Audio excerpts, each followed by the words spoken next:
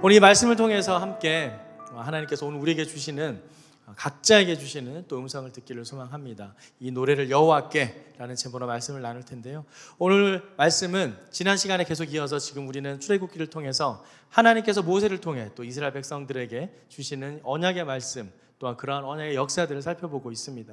지난주까지는 재앙에 대해서 살펴봤죠. 그래서 마지막 10번째 재앙이 유월절이라는 의미를 갖고 있으면서 또한 우리에게 주시는 은혜가 무엇인지를 돌아보았습니다. 이제 출애굽을 한 이후에 그들에게 첫 번째 시련이 닥치는 일이 생깁니다. 우리가 너무나 잘 아는 홍해가 갈라지는 사건입니다. 퀴즈를 먼저 하나 낼까요? 홍해가 갈라졌을 때 홍해가 어떻게 갈라졌죠? 양옆으로 물이, 그죠? 그러면은 우리가 영화나 또는 애니메이션을 보면은 모세가 지팡이를 쿵 치니까 물이 확 하고 이렇게 일어나가지고 다 갈라지잖아요. 그렇게 갈라진 것이 성경적이다? 아니다. 맞으면 O, 틀리면 X. O. 네, 전도사님까지 O. 자, 아닌 사람들은 X. 네, X. 네, X라 생각하는 이유는? 찬웅이. 뭐라고? 이렇게? 성경 한번 잘 읽어보세요. 모세가 지팡이를 들어서 쿵 치니까 쫙 하고 갈라진 것이 아니에요. 손을 들어 밤새 기도하니 하나님의 동풍이 밤새도록 갈라졌어요. 그래서 벽이 되어서 섰어요. 한순간에 풍 쳐서 쫙 갈라진 게 아니라 계속해서 모세가 손을 들고 기도하고 있을 때 밤새도록 하나님께서 바다를 가르셨어요. 그리고 양옆에 벽이 됐습니다. 오늘 본문 말씀에 이 부분에 대한 것이 좀 더 구체적으로 기록되어 있습니다. 여호와 하나님께 노래하는 장면인데요, 이 사건 이후에 그들은 하나님 앞에 진정으로 우리가 찬양해야 될 대상이 누구인지를 정확하게 고백을 합니다. 그러한 노래를 불러서 화답을 하게 되는데요, 오늘 우리가 읽은 말씀은 1절부터 12절까지인데 1절부터 12절까지의 본문이 두 단락으로 크게 나뉘어집니다. 첫 번째 단락에서는 1절에서 3절까지 말씀인데 우리가 누구를 찬양해야 되는지, 우리가 언제 그 찬양을 했는지, 누가 그 찬양을 하는지에 대해서 구체적으로 소개를 하고 있고요, 4절부터 마지막 12절까지에서는 구체적으로 이스라엘에게 역사하신 하나님의 그 능력이 무엇인지, 역사가 무엇인지를 함께 노래하고 있습니다. 그런데 이 부분에서 우리에게 정말 우리가 지금 이 시간을 살아가면서 우리의 삶을 돌아보게 하는 도전적인 이야기들이 기록되어 있습니다. 오늘 본문을 통해서 오늘 우리에게 주시는 두 가지 영적 교훈을 함께 나누도록 하겠습니다. 먼저 첫 번째 영적 교훈입니다. 한번 보여주시죠. 같이 읽겠습니다. 시작. 여호와 하나님은 찬양받기에 합당하신 유일한 분입니다. 자, 첫 번째 단락 1절 말씀을 먼저 함께 읽겠습니다. 1절 말씀 같이 읽을게요. 시작. 그때 모세와 이스라엘 백성들은 이 노래를 여호와께 불렀습니다. 내가 여호와께 노래할 것입니다. 이는 주께서 크게 높임을 받으셨기 때문입니다. 말과 말탄 자들을 모두 바다 속에 던지셨습니다. 그때라고 합니다. 이 그때의 동그라미를 쳐주시고요, 이때가 언제인가? 바로 홍해를 가르고 이스라엘 백성이 다 건넌 후에 쫓아오던 애굽 백성들, 애굽 군사들과 말과 병거들이 다 물에 잠겼을 때, 바로 그때에 이 노래를 불렀다. 누가? 이스라엘 백성들이. 누구에게? 1절 앞부분에 보면 여호와께 불렀다라고 기록을 합니다. 여기 그때가 되게 중요합니다.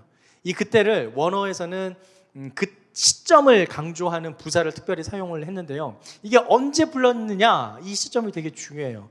그러한 사건이 일어나고 난 직후에 바로 이러한 노래를 불러서 하나님께, 우리의 구원의 하나님이 바로 당신이십니다, 여호와 하나님 당신뿐입니다 라는 것을 노래했다라는 것이죠. 그래서 이 역사적인 사건이 일어난 바로 그때가 이 노래가 불려진 때였다라는 것을 강조하고 있습니다. 2절 말씀을 함께 보겠습니다. 2절 말씀 같이 읽어볼까요? 시작. 여호와께서는 내 힘이시며 내 노래이시며 내 구원이 되셨습니다. 주께서는 내 하나님이시니 내가 주를 찬양할 것입니다. 주께서는 내 아버지의 하나님이시니 내가 주를 높일 것입니다. 어떻게 찬양하는지를 좀 더 구체적으로 기록합니다. 하나하나 살펴볼 건데요, 펜을 들고 한번 따라봐 주시면 감사하겠습니다. 먼저 앞부분에 여호와께서는 내 힘이시며 노래이시며 라고 합니다. 힘과 노래에 동그라미를 쳐주시고, 여기서 힘이 의미하는 원어적인 의미는 적을 물리치고 승리를 얻게 하는 강력한 능력을 뜻합니다. 이 힘이 인간적인 능력이 아니라 하나님으로부터 말미암았음을 강조하고 있는 거예요. 이것은 사람이 한 것이 아니다, 하나님께서 하셨다라는 것을 강조하고 있습니다. 두 번째는 내 노래이시다라고 하는데, 여기서 쓰인 노래의 원어적인 의미는 특별한 악기를 동원해서 드리는 찬양을 의미합니다. 그때 그 노래를 그냥 입술로만 고백한 것이 아니라 당시 그들이 가지고 있던 모든 악기와 비파와 수금과 여러 가지 재금을 가지고 그 당시 하나님 앞에 찬양을 했다라는 것이죠. 이 놀라운 역사를 이루신 분이 하나님이시기에 우리가 가지고 있는 모든 수단을 통틀어서 다 동원해서 하나님을 찬양했다라는 사실입니다. 자, 그런 나의 힘과 나의 노래가 되시는 분이 여호와신데, 그 여호와가 무엇을 이루셨는가? 이게 제일 중요합니다. 바로 내 구원이 되셨습니다. 이 구원에 동그라미 100만 개를 쳐주세요. 이것이 가장 중요한 핵심 키워드예요. 하나님께서 인간을 창조하시고 그 타락된 모습을 한탄하셨지만, 결국에는 하나님은 그 인간을 구원하시려는 큰 그림을 그리십니다. 그 구원의 역사의 최절정이 결국에는 이 신약에 나오는 예수 그리스도를 통해서 나타나게 되는 거예요. 결국 하나님은 창조한 그 인간의 타락을 그 타락으로 끝내버리시는 것이 아니라, 타락된 인간을 다시 하나님께로 회복시킴으로써 그들을 구원시키겠다라는 것을 우리에게 보여주는 겁니다. 그래서 여러분, 창세기뿐만 아니라 구약 전체 성경을 읽을 때 꼭 여러분이 기억하실 것은, 구약은 모두 다 신약에 예언된, 신약을 향해서 예수 그리스도를 예언하고 있다라는 사실입니다. 그걸 꼭 기억해 주시기 바랍니다. 그래서 신약은 구약으로 비춰질 때 그 의미가 더 명료해지고, 구약은 신약으로 비춰질 때 그 의미가 더 명료해집니다. 분명 우리는 신약 시대에 예수님께서 이 땅에 오셔서 우리를 어떻게 구원했는지를 알고 있어요. 그런데 구약 시대의 사람들은 그것을 모릅니다. 모르지만 하나님이 그 구원의 역사를 어떻게 쓸 것인지를 그들의 역사를 통해서 보여주고 있어요. 출애굽이라는 그 역사도 하나의 구원의 모티브 중에 하나인 거예요. 예수님을 통해 구원하시고자 하는 하나님의 마음을 역사의 상황 속에서 전체적인 그림으로 우리에게 보여주고 계신 겁니다. 그래서 내 구원이 되셨다라는 것, 이것은 하나님께서 인류 구원의 역사에 개입하신다는 것, 인류 사회에 개입하시는 하나님이 있다라는 사실을 우리에게 알려줍니다. 그래서 이사야 말씀에서는 이렇게 기록하고 있는데요, 이사야 49장 6절 말씀을 같이 읽겠습니다. 시작. 그가 말씀하신다. 내가 내 종이 돼서 야곱 지파들을 일으키고 이스라엘 가운데 내가 보호해 놓은 사람들을 돌아오게 하는 일이 내게는 아주 작은 일이다. 또한 땅끝까지 내 구원을 이르게 하도록 내가 너를 또한 문나라의 빛으로 삼아서 땅끝까지 내 구원이 이르게 하겠다. 이 말씀이 지금 우리말 성경으로 번역돼서 그렇지, 한번 다시 보여주시죠. 마지막 절에 보면 문나라의 빛으로 삼아서 땅끝까지 내 구원이 이르게 하겠다. 요게 우리가 익숙한 개역 개정에서는 이방의 빛으로 삼아 구원을 이루시리라. 찬양에도 나와 있죠. 내가 너로 이방의 빛을 삼아 구원을 베푸시리라. 요 말씀, 이 말씀이에요. 결국 예수 그리스도를 통해 구원을 이루시고자 하는 그 이방의 빛을 삼는다는 의미가 바로 이스라엘 백성 너희들이 제사장 나라가 되어서 전 세계 열방 모든 세계가 하나님으로 돌아오게끔 하는 그 구원의 역사의 도구로 삼겠다라는 것입니다. 그것을 가시적으로 이스라엘의 역사를 통해서 보여주신 거예요. 그 중에 하나가 무엇인가? 홍해를 가르는 역사였다는 겁니다. 우리가 그 홍해를 가르신 하나님을 단지 기적을 베푸시는 하나님으로만 생각하는 것이 아니라, 기적을 넘어서서 그 기적의 의미가 무엇인지, 바로 우리에게 구원을 주시고자 하는 하나님의 마음을 마음판에 새기는 저와 여러분이 되기를 소망합니다. 바로 그 구원을 베푸신 하나님이 어떤 하나님이신가? 계속해서 보면은 2절 말씀에 주께서는 내 하나님이시니 내가 주를 찬양할 것입니다. 주께서는 내 아버지의 하나님이시니 내가 주를 높일 것입니다. 반복되는 게 있죠. 주께서는 내 하나님이시니 또 내 아버지의 하나님이시니 내 하나님이시면서 동시에 내 아버지의 하나님이라 이야기를 합니다. 우리가 잘 알고 있는 것처럼 창세기에는 하나님께서 약속의 말씀을 직접 준 사람이 있습니다. 바로 아브라함과 이삭과 야곱이에요. 그들은 하나님께 구원의 그 언약의 말씀을 직접 받았습니다. 약속의 말씀을 직접 받았어요. 그래서 계속해서 창세기에 기록된 그 표현이 아브라함과 이삭과 야곱의 하나님, 아브라함의 하나님, 이삭의 하나님, 야곱의 하나님, 이렇게 세 명만 계속 기록이 돼요. 그 뒤에 요셉도 있었잖아요. 그죠? 그런데 아브라함과 이삭과 야곱의 하나님, 요셉의 하나님이라고 하진 않아요. 야곱까지만 말해요. 왜냐하면 그 세 사람에게는 하나님께서 직접 구두로 언약의 말씀을 주셨기 때문입니다. 그런데 지금 모세가, 이스라엘 백성들이 지금 노래하고 있는 그 노래 가사 중에 내 아버지시며 또 내 아버지의 하나님이다 라고 했을 때 이 아버지의 하나님이 누구인가? 바로 구약에 기록된 아브라함의 하나님, 이삭의 하나님, 야곱의 하나님, 조상들에게 기록된 바로 그 하나님이 바로 나의 하나님이다 라는 사실입니다. 여러분이 믿는 하나님은 누구신가요? 여러분은 정말 우리 모두가 믿는 그 하나님을 믿으세요? 아니면은 내가 만들어낸 나의 하나님을 믿고 계신가요? 제가 중학교 때 항상 기도를 할 때마다 이런 기도를 했던 적이 있었습니다. 한때 그렇게 기도를 했었는데, 기도를 할 때마다 하나님 저를 도와주시고 저를 구원해 주셔서 감사합니다. 하나님, 그 모든 사람이 믿는 바로 그 하나님, 전 세계가 믿는 바로 그 하나님, 아브라함의 하나님, 야곱의 하나님, 이삭의 하나님, 바로 그 하나님, 내가 만들어낸 하나님이 아니라 성경에 나오는 바로 그 하나님. 행여나 내가 만들어낸 나의 우상을 믿을까 봐 두려운 마음에 그렇게 기도했던 적이 있어요. 별로 놀라워하지 않군요. 네, 그랬었습니다. 두려운 마음에 내가 혹시나 내가 만들어낸 이상한 하나님을 따를까 봐, 내가 만들어낸 이상한 예수님을 따를까 봐 기도할 때마다 고백했던 말이었어요. 나는 모든 사람들이 믿고 성경을 믿는 사람들이 믿고 또 교회에서 고백하는 그 하나님을, 그 여호와 하나님을 믿습니다 라고 고백을 했어요. 부지 중의 실수를 방지하기 위해서. 지금 바로 이스라엘 백성들이 그렇게 고백을 하는 겁니다. 내 아버지의 하나님, 내 하나님이 바로 내 아버지의 하나님이었다. 그런데 단순히 내 아버지의 하나님이 아니라 그 아버지의 하나님이 누구인가? 언약을 주셨던 하나님이고, 그 언약의 말씀이 단지 그냥 말로만 끝인 것이 아니라 실제로 구원의 역사를 이루시기 위해서 역사를 움직이고 있다는 것을 고백하는 거예요. 바로 그 역사 중에 하나가 우리가 보았던 홍해를 가르는 기적입니다. 그래서 아까 말씀드린 것처럼 기적만을 보는 것이 아니라 기적을 통해 이루시고자 하는 하나님의 그 언약, 그 계획을 우리도 함께 바라보기를 소망합니다. 오래전에 맺으신 그 언약을 잊지 않으시고 기억하시는 그 하나님을 찬양한다라는 것이죠. 그래서 그 하나님이 어떻게 하셨나 3절 말씀 같이 한번 읽어볼까요? 3절 말씀입니다. 시작. 여호와께서는 용사이시니 여호와가 주의 이름입니다. 여기서 용사는 전쟁의 주관자가 되신 하나님을 의미합니다.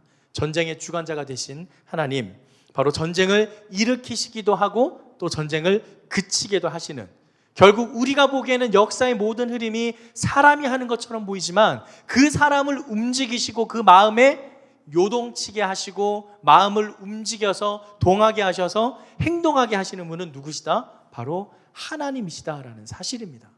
바로 그렇게 전쟁을 일으키시기도 하고 전쟁을 멈추기도 하시는 바로 그 용사의 하나님이 바로 그 여호와가 주의 이름입니다. 그의 이름의 속성에 대해서 이야기를 하고 있는 거예요. 출애굽기 3장 14절 말씀을 함께 읽겠습니다. 3장 14절 말씀 같이 읽을까요? 하나님께서 모세에게 말씀하셨습니다. 나는 스스로 있는 자다. 너는 이스라엘 백성들에게 말하여라. 스스로 있는 자가 나를 너에게 보냈다라고 말이다. 스스로 있는 자다. 맨 처음에 모세가 하나님 앞에 섰을 때, 이스라엘 백성에게 내가 갔을 때 당신을 뭐라고 내가 이야기를 해야 되느냐 했을 때 대답을 해주신 것이 나는 스스로 있는 자다라는 말씀을 주셨습니다. 스스로 움직이고 스스로 행하시는 자, 태초부터 이미 태초가 아닌 그 이전부터 영원 가운데 계셨던 스스로 계신 분이 모세에게 그러한 말씀으로 명령을 하셨고, 그 명령에 순종함으로 나아간 모세가 홍해를 건너므로써 그 여호와 하나님의 살아계신 그 이름을 찬양하는 대목이 바로 이 대목입니다. 여호와께서 용사이시니 여호와가 주의 이름입니다. 바로 이 언약의 주체이자 그 언약을 이루시고 완성하시는 분이 여호와 하나님이다라는 사실입니다. 그들은 바로 이러한 여호와 하나님을 찬양하고 있습니다. 사랑하는 다윗 공동체 여러분, 여러분은 어떤 하나님을 찬양하고 계신가요?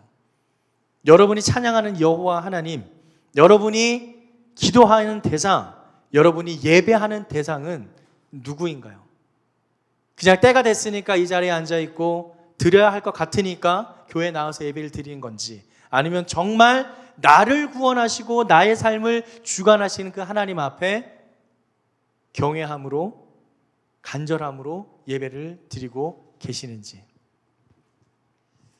한때 하스데반 선교사님이 찬양 인도를 처음에 젊었을 때 이렇게 찬양 인도를 할 때 이런 일이 있었다고 해요. 실제 있었던 일인데, 찬양 인도자들은 좀 많이 위험합니다. 왜냐하면 늘 이렇게 무대에 서게 되고 기타를 치거나 노래를 하게 되면은 마치 연예인이나 가수처럼 많은 주목을 받게 되기 때문에 그들이 유혹에 많이 노출되어 있어요. 특히 이성 간에 많은 노출이 되어 있죠. 하스데반 선교사님도 그러한 노출의 위험에 노출된 적이 많이 있었습니다. 그런데 한 번은 이런 일이 있었대요.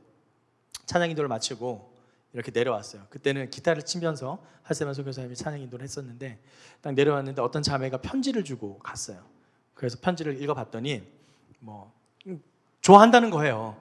목사님을 사모한다는 거예요. 너 멋있다는 거고. 그래 고백을 했어요. 그래서 저의 이 고백을 받아주신다면 다음번 찬양 인도를 하실 때 기타, 아까 조은사님 쳤던 이 기타, 이 기타를 이렇게 메고 나오실 때 이 기타, 화면이 카메라가 안 움직이구나. 네. 기타의 여기 끝부분이 머리에다가 노란 손수건을 매달라는 거예요. 그러면서 그 노란 손수건도 같이 편지에다가 이렇게 담았어요. 그래서 그걸 보고 하스데반 선교사님이 그 노란 손수건과 그 편지 내용을 보고 많이 놀랐죠? 어떻게 했을까요? 그날 이후로 하스데반 선교사님 기타를 안 쳤습니다. 결단한 거예요. 찬양을 드려야 할 대상은 하나님이지 찬양 인도자가 아니거든요. 그런데 대부분의 청소년들이 중에서도 그러한 현상들이 많이 나타나요. 집회가 끝났는데 찬양 인도자한테 찾아가서 사인을 받아요. 좋은 현상일 수도 있어요. 가수한테 사인 받는 것보다 찬양 인도자한테 사인 받는 것도 좋을 수도 있는데, 근데 우리가 찬양하는 대상이 누구인지를 우리는 심각하게 생각을 해봐야 됩니다. 정말 하나님께 찬양을 드렸는지, 아니면 그냥 찬양의 가사가 아닌 그냥 멜로디에 취하고 드럼 소리와 베이스 소리에 그 쿵쿵쿵쿵 하는 비트에 취해서 그냥 내가 좋아서 그냥 좋아라 부르는 노래를 부르고 만 건지, 그래서 하나님을 찬양한 것인지, 아니면 그냥 내가 만들어낸 어떤 존재를 찬양한 건지 고민해야 합니다. 우리가 찬양해야 할 대상은 여호와 하나님 한 분뿐입니다. 여호와 하나님은 찬양받기 합당한 분이십니다. 다시 한번 옆에 분들에게 이렇게 고백하겠습니다. 여호와 하나님만이 찬양받기 합당한 분이십니다. 아멘. 두 번째 영적 교훈에 대해서 함께 살펴보겠습니다. 두 번째 영적 교훈입니다. 함께 읽어보시죠. 시작. 여호와 하나님은 우리의 구체적인 삶을 직접 주관하시는 분입니다. 그러한 하나님께서 우리의 삶을 인도하시는데 그냥 말로만 인도하시는 것이 아니라 실질적으로 하나하나 구체적으로 감찰하신다는 사실입니다. 오늘 본문 두 번째 단락 한번 살펴볼게요. 4절부터 12절까지인데요. 먼저 4절에서 6절까지의 말씀을 함께 읽겠습니다. 4절에서 6절까지 시작. 주께서는 바로의 전차와 그의 군대를 바닷속에 던지시니 바로의 가장 뛰어난 지휘관들이 홍해 속에 잠겼습니다. 깊은 물이 그들을 덮으니 그들이 돌처럼 깊은 곳에 가라앉아 버렸습니다. 여호와여, 주의 오른손은 능력으로 위엄이 있습니다. 여호와여, 주의 오른손이 적들을 부수셨습니다. 실제로 하나님께서 그들을 수장시켰습니다. 홍해가 갈라져서 벽이 되었던 그 두 개의 벽이 그대로 다시 물로 돌아가면서 그 바닥에 있었던 모든 수레와 기병들과 말과 전차들과 군사들이 물에 잠기게 돼요. 실제로 이 홍해 주변에서 이러한 잔해들이 발견이 되었습니다. 이건 역사적인 사실이에요. 수레바퀴와 그 당시에 전차 병거들의 잔해들이, 흔적들이 그 홍해 바닥에서 발견되었어요. 실제 있었던 사건입니다.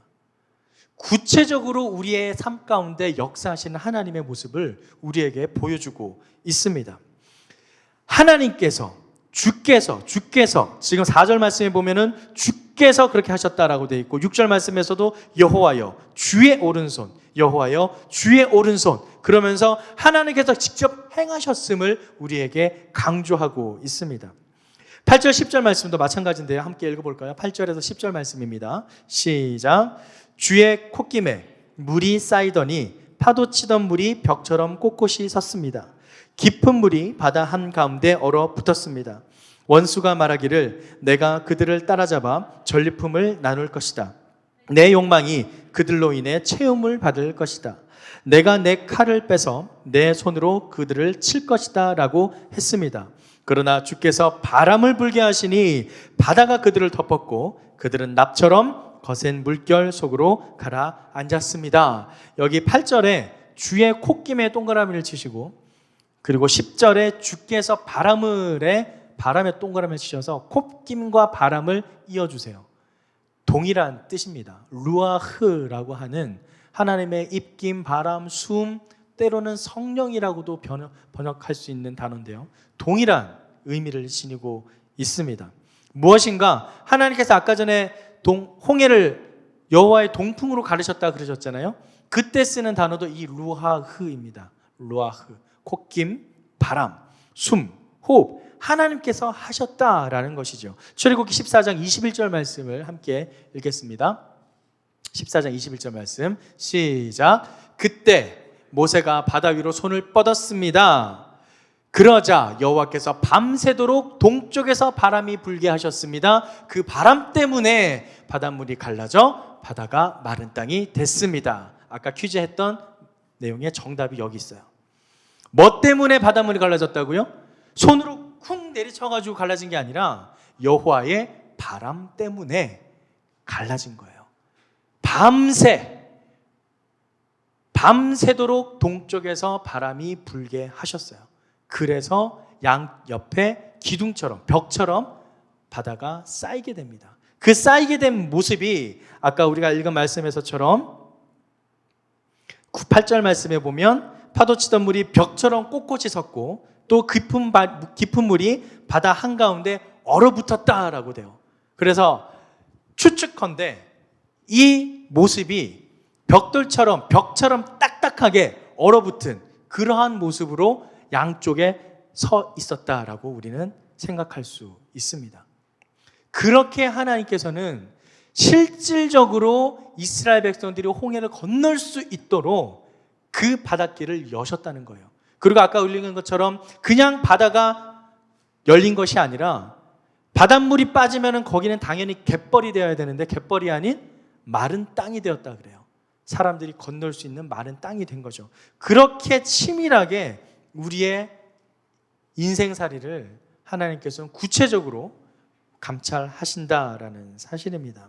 그런 하나님이 주와 같은 분이 없음을 이제 마지막 11절 12절에서 노래하고 있는데요. 같이 함께 11절 12절 말씀을 읽어보겠습니다. 읽겠습니다. 시작. 여호와여, 산들 중에 주와 같은 분이 어디 있습니까? 누가 주처럼 거룩하시며 영광스러우시며 찬양을 받을 만한 위엄이 있으시며 놀라운 일을 행하실 수 있겠습니까? 주께서 주의 오른손을 뻗으시니 땅이 그들을 삼켜버렸습니다. 11절과 12절에서는 주와 같은 분이 없다라는 것을 우리에게 보여줍니다. 그들이 애굽 땅에서도 보았던 신들이 있었어요. 우상들이 있었어요. 우리가 지난 시간까지 봤던 그 10가지 재앙에 등장했던 피라든지 개구리, 악종, 뭐 여러 가지 그런 재앙에 등장했던 이 파리들이 그 당시 애굽 땅에서 섬겼던 우상들입니다. 우상들 하나하나를 하나님께서 다 재앙을 통해서 그것들이 아무것도 아니라는 것을 그들에게 보여준 거예요. 실제로 너희들의 삶에 역사하는 분은 오직 여호와 하나님 한 분뿐이다 라는 것을 다시 한번 우리에게 보여주고 계십니다. 찬양을 받을 만한 위엄이 있으신 분이시며 또 주께서 뻗으신 그 오른손으로 말미암아 실질적인 구원의 역사가 일어났다라는 것이죠. 자, 여기서 우리가 함께 생각해 볼 우리의 삶에 문제가 있습니다. 무엇인가? 12절에 보면 주께서 주의 오른손을 뻗으시니 땅이 그들을 삼켜버렸습니다 라고 이야기를 합니다. 그런데 우리가 기억하는 것처럼 홍해가 갈라질 때 모세도 한 일이 있어요. 손을 뻗어서 기도를 했습니다. 실제 사람들이 봤던 손을 뻗는 모습은 모세의 손이었습니다. 모세의 지팡이였어요. 그들은 모세의 지팡이를 봤어요. 자, 그러면은 이스라엘 백성들이 그 홍해가 갈라지는 모습을 보고 처음에 반응했던 모습은 어땠을까요? 하나님을 찬양을 하지만 실제 눈앞에 보이는 모습이 모세의 오른손이었기 때문에 아까 얘기했던 것처럼 찬양 인도절을 바라보듯이 모세를 우상으로 삼아서 모세를 찬양할 법도 했습니다. 하지만 이스라엘 백성은 그러지 않았어요.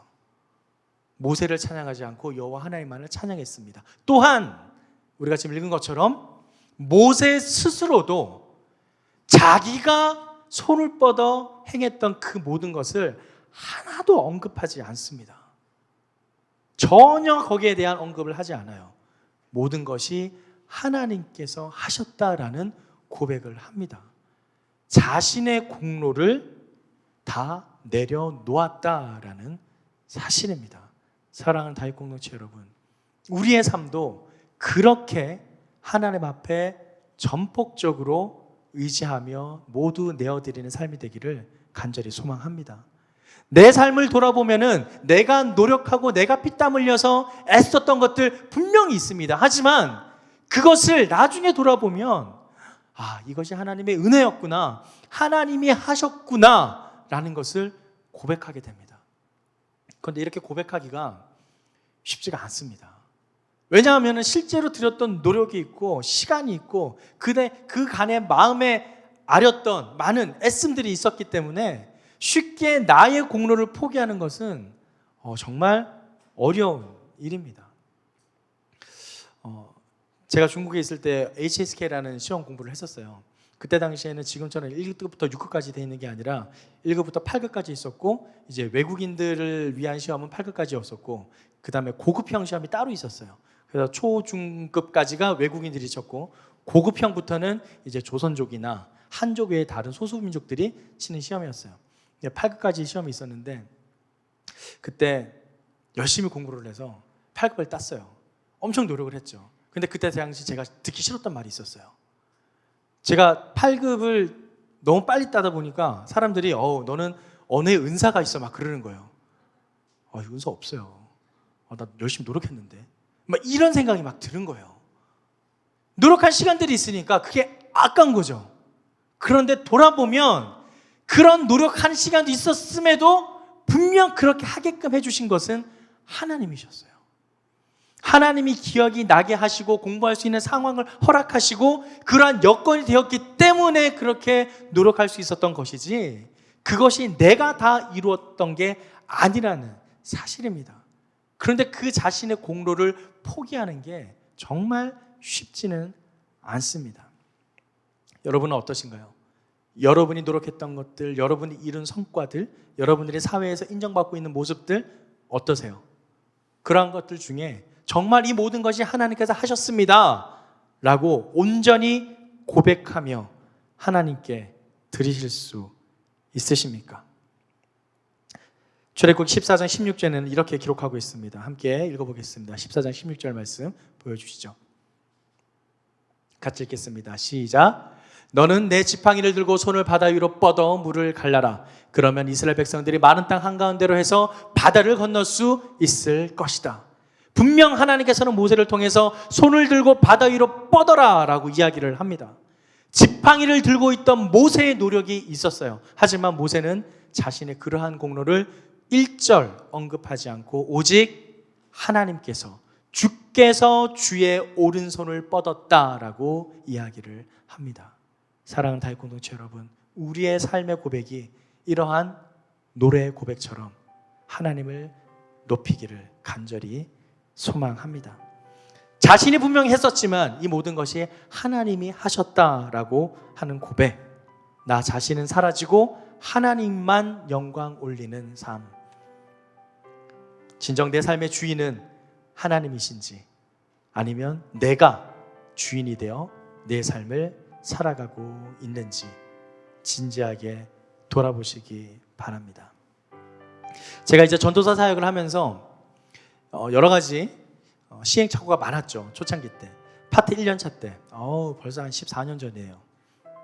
네, 나이 계산하지 마시고 그 14년 전에 처음 이제 사역을 시작했어요. 근데 그때 뭐 제가 잘할 수 있는 게 뭐가 있겠어요? 별로 없어요. 근데 여러분 아시는지 모르겠는데 중고등부 사역할 때 패션이라는 집회가 있습니다. 네, 아시는 분 계시죠? 그 패션 집회 때 그때는 양수리에서 했었어요. 한 3-4천 명이 다 모여가지고 무대도 커요. 조명도 화려하고 저는 그런 무대가 처음이었어요.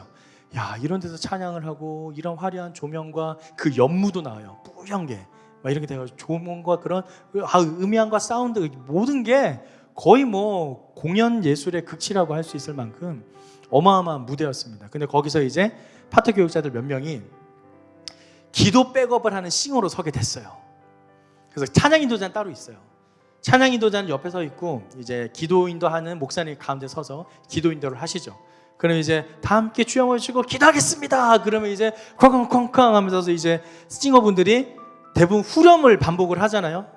예를 들면은 독수리 날개쳐 올라가듯 나 주님과 함께 찬양하잖아요. 그럼 이제 계속 그 후렴만 반복한단 말이죠. 싱어로 섰어요. 제가 옆에 또 다른 파트 전도사님이 있었어요. 같이 싱어로 섰어요. 그런 무대가 처음인 것 같아요. 그 친구도 같이 섰는데 마이크를 잡았어요. 모니터에서 내 목소리가 들리는데 상대방 목소리도 들리는 거예요. 야, 이거 나 열심히 해가지고 잘해봐야 되겠다 싶어서 목소리를 키웁니다. 독수리 날개쳐 올라가듯 하면은 화음을 넣어요. 날개쳐 올라가 뭐 이러면서 화음을 넣기 시작해요. 제가 화음을 넣으니까 옆에 있는 그 전도사님이 나를 살짝 보더니 더 높은 하이를 치는 거예요. 하이를 치고 그 하이를 또 하이를 치고 제가 그걸 보고 또 높은 하이를 쳐요. 이 소리가 그냥 뭐 기도 인도자의 인도와 상관없이 계속해서 고공으로 날아가는 거예요. 음들이. 정말 민망해 죽는 줄. 근데 그때는 민망한 줄 몰랐어요. 그게 잘하는 건 줄 알고 계속해서 아주 그냥 목청껏 그냥 고래고래 싱어 섬기면서 노래를 불렀던 적이 있습니다. 내려왔죠. 내려와서 내 딴에는 잘했어 막 이러면서 내려왔어요. 나중에 알게 됐어요.